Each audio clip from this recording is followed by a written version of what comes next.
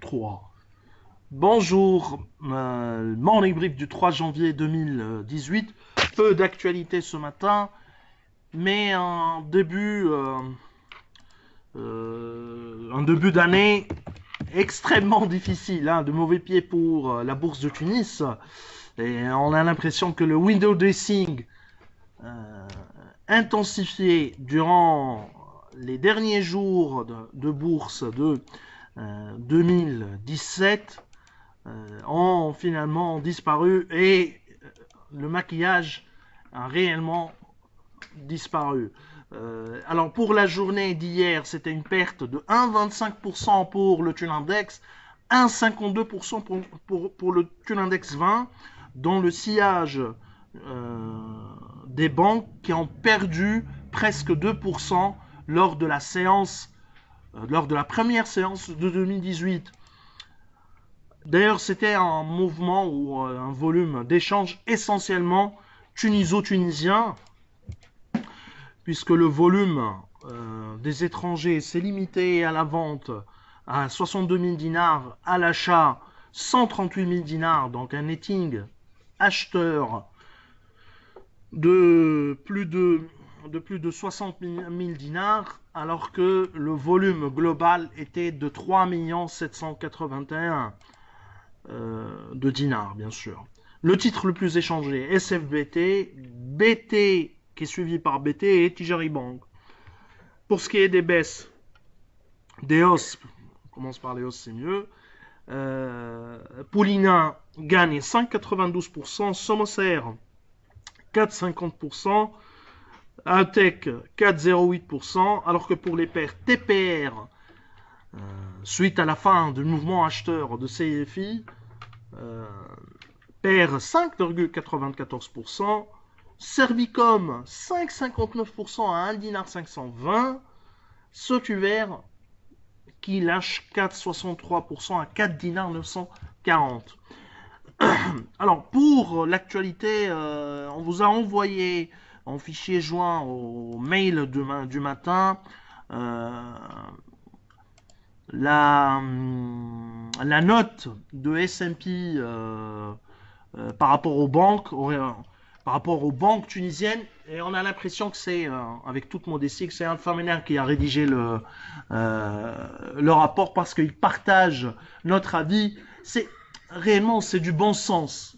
C'est un rapport qui se base sur le bon sens. Les banques tunisiennes, et on le sait, tout le monde le sait, c'est que euh, ont un besoin important de recapitalisation. Le secteur a besoin de réformes, entre guillemets, audacieuses pour s'aligner avec les normes internationales. Un passage qui est vraiment euh, pertinent, c'est celui sur le calcul des risques en Tunisie. C'est que les banques tunisiennes sont encore sous les normes BAL 1 pour le calcul des risques et des fonds propres, alors que les banques européennes sont à BAL 3, les banques marocaines commencent ou s'alignent, disons, avec un horizon 2018 pour BAL 3 à 100%, selon les normes du régulateur Banque El Maghreb. Les banques égyptiennes, pareil, sont également euh,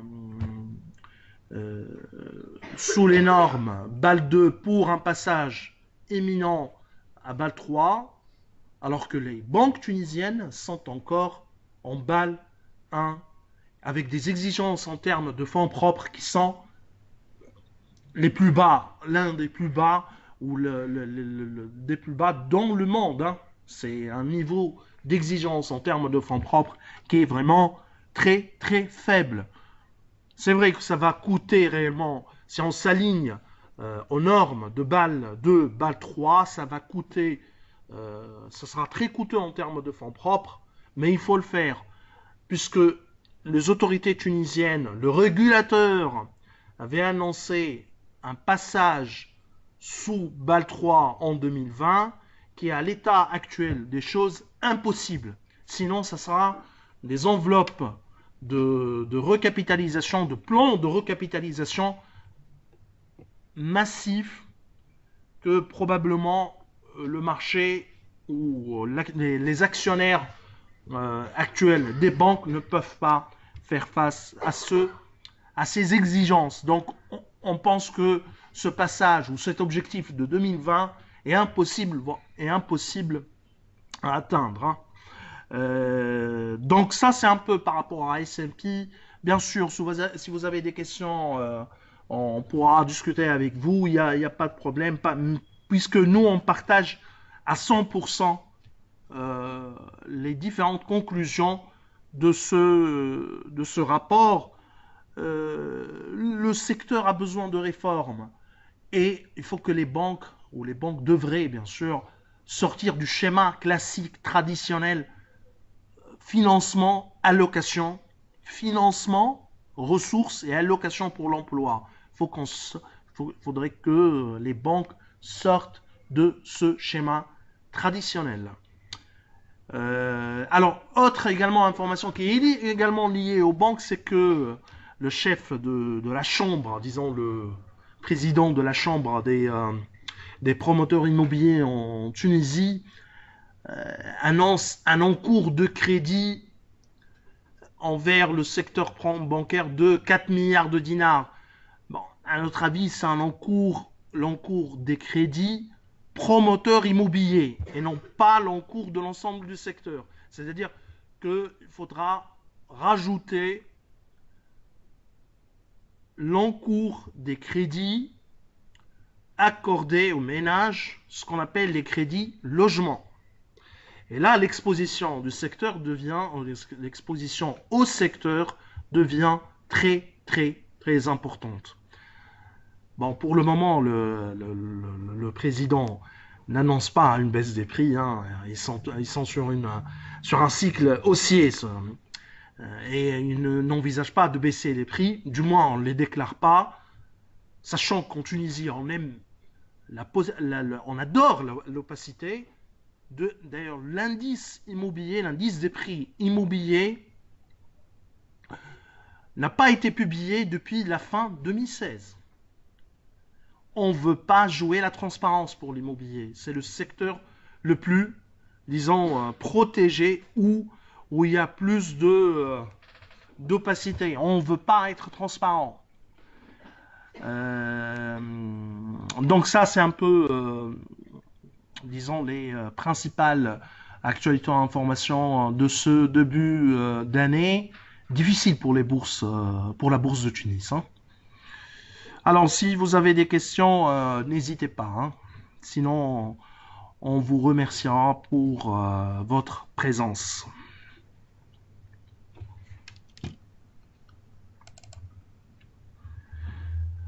Alors, a priori, il n'y a pas de questions. Donc, je vous souhaite une bonne journée. Au revoir, à demain.